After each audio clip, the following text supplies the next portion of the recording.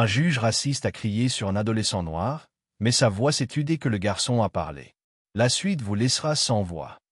La salle d'audience régnait un silence pesant, de ce genre qui pesait sur la poitrine et rendait chaque respiration difficile. C'était le silence qui précède les tempêtes, lourd de jugement et de cruauté inexprimée. L'adolescent noir se tenait à la table de l'accusé, le dos droit, mais les mains dissimulées sous le plan de travail en bois poli, où personne ne pouvait voir la force avec laquelle il les serrait. Ses paumes étaient humides, ses ongles s'enfonçaient dans sa peau, mais extérieurement, il paraissait calme, le visage immobile et maître de lui. Il s'était promis de ne pas donner au juge la satisfaction de le voir se briser. Les murs de la salle se dressaient haut, leur couleur pâle délavée par le bourdonnement des néons, et l'air embaumait une légère odeur de vieux papier, de poussière et de sueur. Des rangées d'inconnus remplissaient les bancs derrière lui, certains observant avec curiosité, d'autres avec un dédain à peine voilé. Le calme ne dura qu'un instant avant que le marteau ne s'abatte violemment. Le son résonna comme un coup de feu à travers la salle, sec et violent, et la voix du juge suivit aussitôt, s'élevant avec une venin qui ne demandait aucune justification. Il traita le garçon de honte, crachant le mot comme s'il lui brûlait la bouche. Il l'accusa d'être un voyou, de faire perdre son temps au tribunal, d'être exactement ce que la société attendait de lui. Le procès n'avait même pas commencé, les preuves n'avaient pas été présentées, mais la sentence avait déjà été prononcée sous le poids de ses mots. Chaque insulte était plus profonde que n'importe quel verdict. Le garçon resta figé, la mâchoire serrée, les yeux fixés sur le grain du bois devant lui comme pour le protéger de la haine qui se déversait sur le banc. La honte l'envahit par vagues, brûlantes et suffocantes. Il sentit des dizaines de regards se presser contre sa peau, des inconnus l'observant comme si les paroles du juge l'avaient transformé en quelque chose d'inhumain sous leurs yeux. Certains tressaillirent, mal à l'aise, peut-être conscients de l'injustice, mais peu disposés à élever la voix.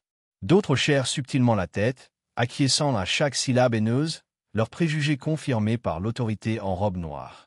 La poitrine de l'adolescent se soulevait et s'abaissait à un rythme contrôlé, chaque respiration aspirant au plus profond de lui-même, là où il emmagasinait toute la douleur qu'il portait depuis des années.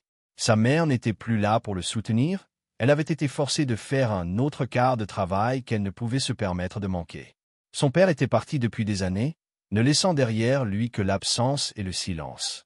Il ne lui restait que sa fierté, et bien que fragile, c'était son seul bouclier. Les mots résonnèrent comme une raclée publique, chacun résonnant dans la salle d'audience, le marquant dans l'esprit de tous. Il n'était pas jugé sur ses actes, mais sur la couleur de sa peau, sur les préjugés liés à son visage et à sa silhouette avant même qu'il n'ouvre la bouche. La douleur était insupportable, mais pire encore, la prise de conscience que ce n'était pas la première fois. Il en avait toujours été ainsi. Les professeurs l'avaient regardé avec suspicion lorsque des crayons avaient disparu. Les commerçants l'avaient observé plus longtemps que les clients qui volaient. Les voitures de police ralentissaient chaque fois qu'il s'éloignait trop de chez lui. Mais ici, dans cette salle d'audience où la justice était censée résider, la cruauté était amplifiée. L'autorité du juge officialisait chaque insulte, validait chaque préjugé, légitime chaque pensée cruelle. Pourtant, le garçon ne disait rien. Son silence n'était pas une faiblesse, mais un carburant. Il serrait plus fort les bords de la table, les jointures pâles, le corps vibrant d'une énergie contenue. Il voulait crier, se défendre, renvoyer chaque injustice au visage du juge, mais il gardait tout cela en lui. Il y avait du pouvoir dans la retenue, du pouvoir dans l'attente. Il sentait la colère monter comme l'eau qui se presse contre un barrage, gonflant de plus en plus à chaque seconde. La pression était insupportable, mais elle était aussi intentionnelle. Il savait au fond de lui que s'il se laissait aller maintenant, s'il cédait à la rage qui bouillonnait en lui, le juge gagnerait. Le juge voulait le voir craquer, le voir confirmer chaque mot cruel. Aucune caméra n'était censée tourner, mais au dernier rang, un téléphone fut discrètement soulevé, son objectif capturant le visage rouge du juge, ses narines dilatées et l'endurance silencieuse du garçon. L'appareil capta chaque insulte, chaque coup de marteau, chaque regard cruel qui transformait la procédure en une démonstration de préjugés. La personne qui tenait le téléphone connaissait les règles, mais aussi l'importance de la vérité. Cet enregistrement allait devenir plus important que quiconque ne pouvait l'imaginer à cet instant. Le garçon ignorait qu'il était filmé, mais il n'en avait pas besoin. Son silence, sa dignité, même tremblant sous le poids de l'injustice, était ce qu'il y avait de plus puissant dans la salle. Le juge se renversa en arrière sur sa chaise, un sourire narquois se dessinant sur son visage. Il croyait avoir brisé le garçon. Il vit les poings serrés, les yeux baissés, les épaules tremblantes, et il les prit pour une défaite. Pour lui, c'était une victoire. Une autre affaire où il pouvait prouver qu'il était intouchable, un autre enfant des rues remis à sa place. Il se sentait en sécurité, à l'aise, assuré que sa robe lui conférait non seulement autorité, mais aussi immunité. Le sténographe enregistrait les propos officiels, tandis que la cruauté officieuse s'infiltrait dans le silence entre les frappes. Le garçon restait immobile, bien qu'en lui tout fût en train de changer. Ce que le juge ne voyait pas, c'est que le silence n'était pas une capitulation, mais une préparation. L'orgueil du garçon, bien que meurtri, ne s'était pas effondré. Il s'était endurci, attendant le moment où l'équilibre basculerait. Chaque insulte était une brique qui s'empilait, construisant un mur qui, un jour, se retournerait contre son auteur. Le marteau qui sonnait maintenant avec tant d'assurance sonnerait bien différemment lorsque la vérité résonnerait plus fort. Le juge avait pris l'immobilité pour de la faiblesse, le silence pour de la soumission. Il ignorait que le silence, entre de bonnes mains, pouvait devenir l'arme la plus dévastatrice de toutes. Et l'adolescent resta là, silencieux, immobile, ses poings se desserrant lentement tandis qu'il inspirait et expirait. Il n'avait pas été écrasé.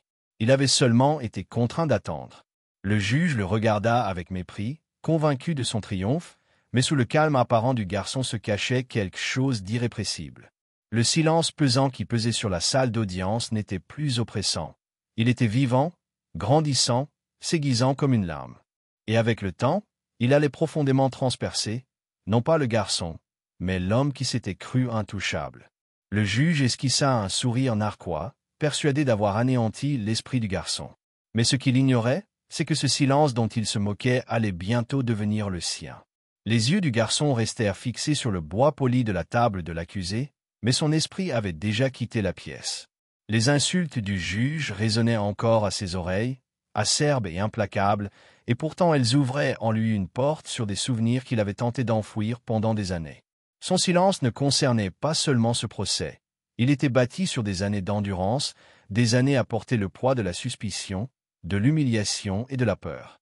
Il se souvenait de sa première injustice, alors qu'il n'avait que 9 ans. Un emballage de bonbons avait été trouvé devant l'épicerie du coin, et le propriétaire l'avait pointé du doigt sans hésiter. Il faisait la queue pour un soda, les mains dans les poches, mais peu importait. La voix du propriétaire avait tonné, certaine que le garçon avait volé, et bien que rien n'ait jamais été prouvé, les regards qu'il avait suivis jusque chez lui ce jour-là lui avaient confirmé que l'accusation suffisait. Son innocence n'avait jamais été le but. À 14 ans, c'était pire.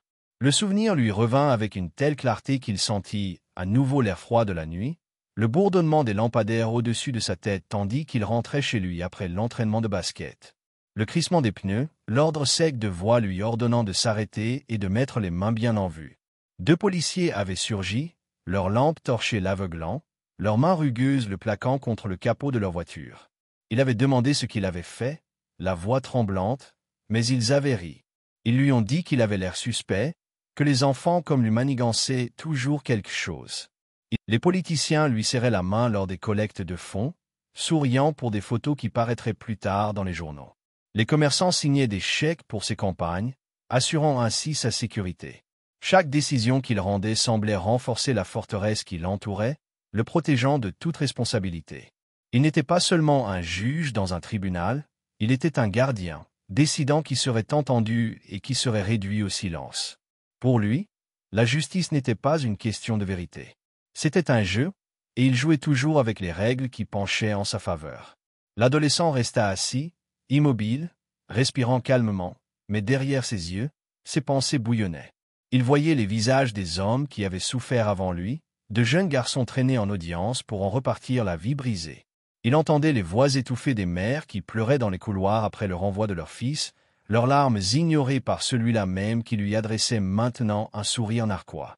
Chaque insulte venant du tribunal s'inscrivait dans un schéma plus vaste, un cycle que l'argent, le pouvoir et le silence avaient protégé.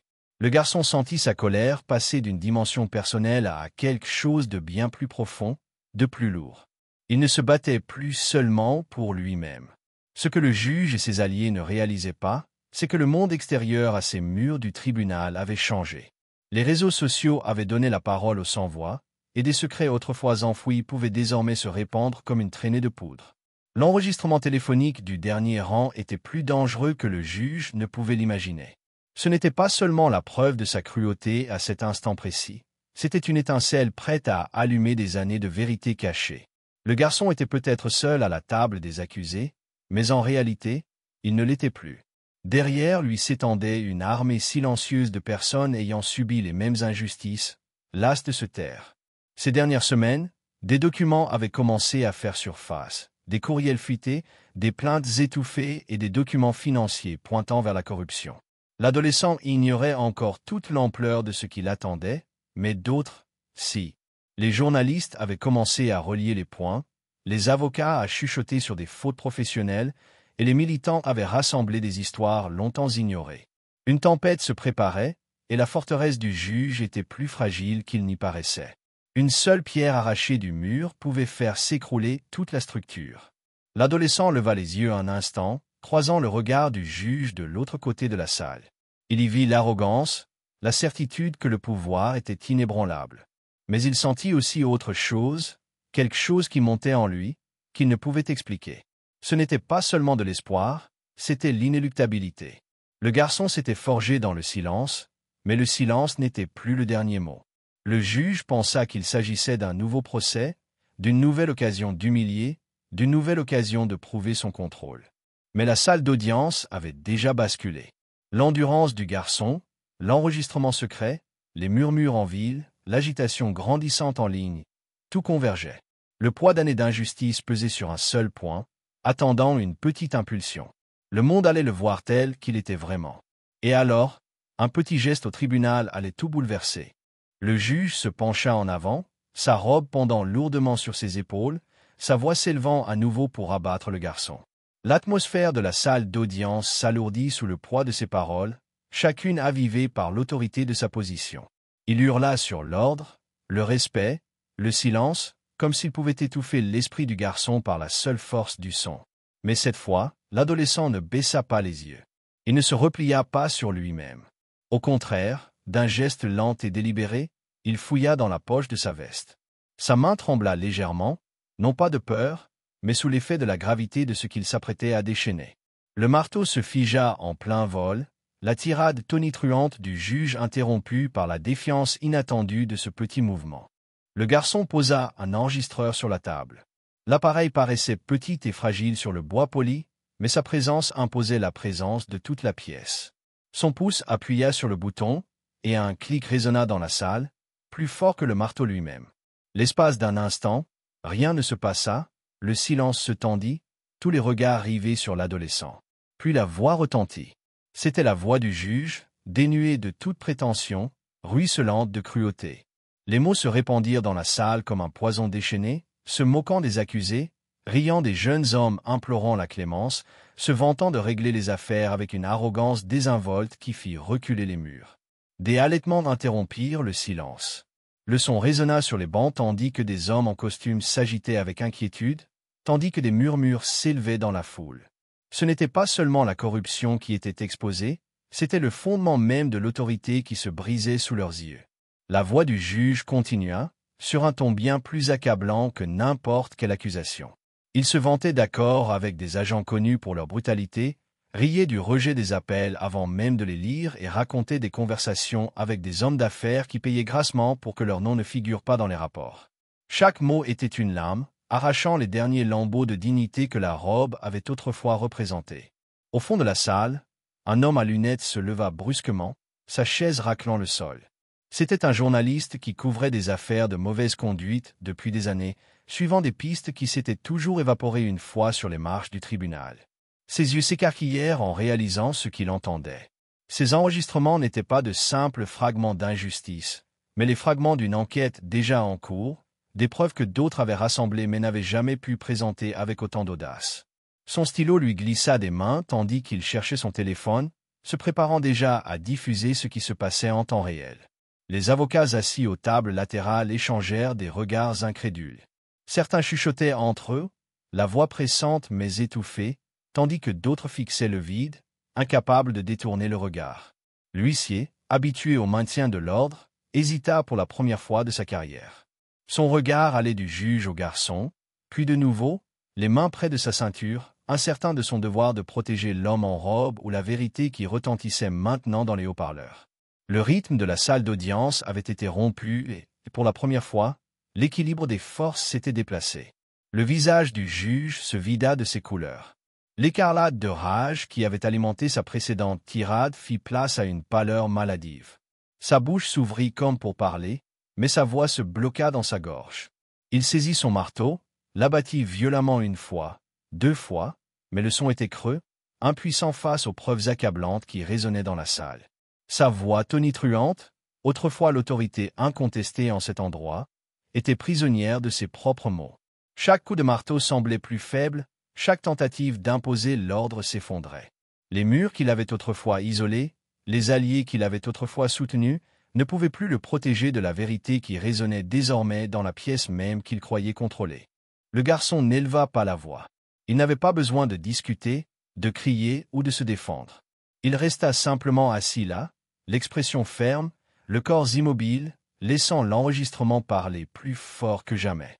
Le silence qui suivait chaque extrait accablant était plus lourd que toutes les insultes qu'il avait endurées, empli non pas de peur, mais de révélation. Toute la salle savait ce que cela signifiait. L'homme qui avait manié le marteau comme une arme était maintenant défait par sa propre langue. L'adolescent, autrefois considéré comme impuissant, tenait désormais la preuve la plus accablante entre ses mains. L'atmosphère changeait encore à chaque seconde qui passait. Ce qui avait été une humiliation était désormais un dévoilement public. Le silence du garçon n'était plus de l'endurance, c'était une victoire. Le sourire narquois qu'il avait nargué plus tôt avait disparu du visage du juge, remplacé par le regard vide d'un homme regardant son empire s'effondrer. La foule se pencha en avant, les yeux écarquillés, le souffle coupé, comme si elle assistait non seulement à un drame judiciaire, mais à l'effondrement d'un règne de terreur. Le calme du garçon était électrique, sa force tranquille amplifiée par le chaos qui régnait autour de lui. Et puis, comme si l'instant avait besoin d'un coup de grâce, les lourdes portes du tribunal s'ouvrirent. Le bruit de chaussures cirées heurtant le sol rompit le silence stupéfait. Des hommes en costume sombre entrèrent avec la précision d'un orage, leurs badges scintillant sous les néons. Les agents fédéraux se déplacèrent avec rapidité, leur présence indéniable, leur autorité incontestable. La salle s'embrasa de murmures, la tension s'accentuant encore lorsque chacun comprit que ce n'était pas la fin d'un procès, mais le début d'une réconciliation. Le juge se retourna, les lèvres entr'ouvertes comme pour exiger le contrôle, mais sa voix resta muette. Son autorité avait été dépouillée devant toute la ville. Le garçon, assis, immobile, observait sans un mot le renversement complet du pouvoir. Le silence n'était plus pesant d'oppression, il était assourdissant du bruit de l'effondrement. Ce qui se passa ensuite laissa toute la ville abasourdie. La salle d'audience, qui avait autrefois semblé être le royaume du juge, vibrait désormais d'une énergie différente. L'homme qui avait fusé d'insultes et frappé son marteau avec une arrogance incontrôlée n'avait plus le contrôle. Sa voix, autrefois forte et impérieuse, se réduisit à un murmure tendu, à peine audible par-dessus le bruit des officiers qui s'avançaient pour l'entourer. Le marteau de bois qui symbolisait son pouvoir, l'objet même qu'il brandissait comme une arme contre ceux qu'il rabaissait, lui fut arraché des mains et confisqué. Le bruit de son retrait résonna plus fort que tous les coups qu'il avait jamais portés. Ses épaules s'affaissèrent, son visage blême, tandis qu'on le descendait de son auban, non pas en tant que juge, mais en tant qu'exposé et brisé. Les chaînes autour de ses poignets tintaient à chaque pas, rappel métallique que nul n'est intouchable à jamais. L'adolescent qui s'était autrefois tenu dans cette même pièce, victime d'humiliation, était désormais plus grand que jamais. Son corps ne tremblait plus sous le poids du venin du juge, et son regard ne se fixait plus du regard. Au contraire, il paraissait calme, ferme et sans peur. La foule dans la salle d'audience le voyait aussi. Ce garçon qui avait été réprimandé, réduit au silence et rabaissé, était désormais celui qui captait l'attention de la salle. Le pouvoir avait basculé, non par la violence ou la rage, mais par une vérité inébranlable. Les preuves révélées étaient indéniables, la corruption trop flagrante pour être dissimulée, et les mensonges trop fragiles pour résister au poids de la réalité. Le juge avait tenté de masquer sa faiblesse par le bruit, mais il ne pouvait plus parler. Le silence pesait sur lui comme un lourd manteau, tandis que la présence du garçon irradiait de force sans un seul mot. Dehors, le monde entier observait. Les téléphones avaient tout enregistré. La rage, l'humiliation, les tentatives désespérées de garder le contrôle, et maintenant, l'effondrement d'un homme qui se croyait au-dessus de toute responsabilité. En quelques heures, la vidéo s'est répandue comme une traînée de poudre. Des millions de personnes, dont certaines n'avaient jamais mis les pieds dans un tribunal, ont suivi le déroulement de l'événement comme si elles y étaient. Elles ont vu l'arrogance disparaître du visage du juge. Elles ont vu le garçon, debout, sa dignité intacte, tandis que la vérité accomplissait ce que la colère n'avait jamais pu faire.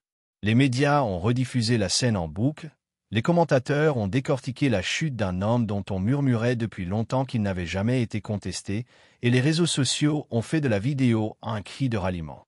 Ce qui avait été un acte de cruauté privée est devenu une condamnation publique. Et cette fois, la voix du garçon n'a pas pu être étouffée. Des enquêtes ont rapidement été ouvertes, déclenchées par l'indignation suscitée par la vidéo. Des années de plaintes, étouffées sous l'influence du juge, furent remises au grand jour. D'autres hommes, réduits au silence, se manifestèrent, leurs histoires portant les mêmes stigmates d'humiliation et d'injustice. Chaque témoignage s'accumulait, dressant un mur trop solide pour que même les alliés les plus puissants puissent le franchir. Le titre du juge lui fut retiré. La fortune qu'il avait amassée grâce à des accords secrets et des décisions frauduleuses fut figée, morceau par morceau, arrachée de son emprise. Les politiciens qui l'avaient autrefois protégé prirent leur distance, leur loyauté se dissolvant sous la pression publique. Le bouclier d'intouchabilité dont il s'était enveloppé fut brisé, le laissant exposé et abandonné. Il était entré dans cette salle d'audience en homme intouchable, il en était ressorti en criminel déshonoré. Pour le garçon, la victoire n'était pas seulement personnelle, elle était générationnelle. Il était entré dans cette salle d'audience avec plus que sa propre dignité. Il portait le poids de chaque homme à qui on avait dit que sa vérité n'avait pas d'importance, qui avait été réduit au silence avant que son histoire ne soit entendue. Maintenant, pour la première fois, il se sentait entendu. Il n'avait pas besoin de vengeance pour recouvrer ce qui lui avait été volé. Il n'avait pas besoin de crier plus fort ni de se battre plus durement. Il lui suffisait de rester debout, ferme et inébranlable, et de laisser les faits parler plus fort que la haine qui lui avait été déversée. Ce n'était pas la colère qui avait réduit le juge au silence. C'était la vérité, indéniable et perçante, une force plus puissante que l'arrogance. Au fil des jours, le garçon a constaté les répercussions de cet instant. Les messages d'hommes de tout le pays ayant vu la vidéo affluèrent. Certains lui écrivirent pour le remercier de son courage, avouant avoir autrefois gardé le silence par peur. D'autres affirmèrent que sa force les avait inspirés à lutter contre leurs propres injustices. Il réalisa que la vidéo ne concernait plus seulement lui et le juge, elle était devenue un symbole, la preuve que le silence peut être brisé et que la corruption peut s'effondrer. La salle d'audience avait été le théâtre d'une bataille, mais la guerre qu'elle avait déclenchée dépassait tout ce qu'il avait pu imaginer. Le juge, autrefois craint et obéi, était assis dans une cellule, sans rien d'autre que le temps et les regrets. Il ne pouvait effacer les enregistrements. Il ne pouvait défaire ses chaînes. Son nom, autrefois prononcé avec respect, était devenu un avertissement murmuré avec dégoût. Et le garçon, il traversait son quartier avec un sentiment de liberté nouveau, le pas plus léger, la tête haute. Les hommes l'accueillaient différemment, avec des hochements de tête respectueux plutôt que de pitié. L'humiliation subie ne l'avait pas détruit. Elle avait fait de lui quelqu'un de plus fort, capable de porter la vérité sans céder sous son poids. En fin de compte, il était clair pour tous ceux qui avaient assisté à la scène que la vérité avait non seulement réduit au silence un juge corrompu, mais qu'elle en avait enflammé d'innombrables autres. Le garçon avait prouvé que la justice ne se décrétait pas seulement sur le banc, mais qu'elle pouvait naître du courage de résister sans se briser face à la haine. Et à mesure que l'histoire se répandait, elle comportait une leçon incontournable. Le pouvoir peut crier, mais la vérité trouvera toujours le moyen de le faire taire. Si vous croyez que la vérité trouvera toujours le moyen de faire taire la corruption, alors partagez cette histoire, laissez vos commentaires et abonnez-vous pour découvrir d'autres histoires de justice qui renversent la situation. Avertissement. L'histoire que vous venez de regarder est fictive. Elle explore les thèmes des préjugés raciaux, de l'arrogance judiciaire et du pouvoir de la résistance silencieuse. Ce récit vise à souligner l'importance de la dignité et à inspirer une plus grande appréciation du génie discret qui peut défier les attentes.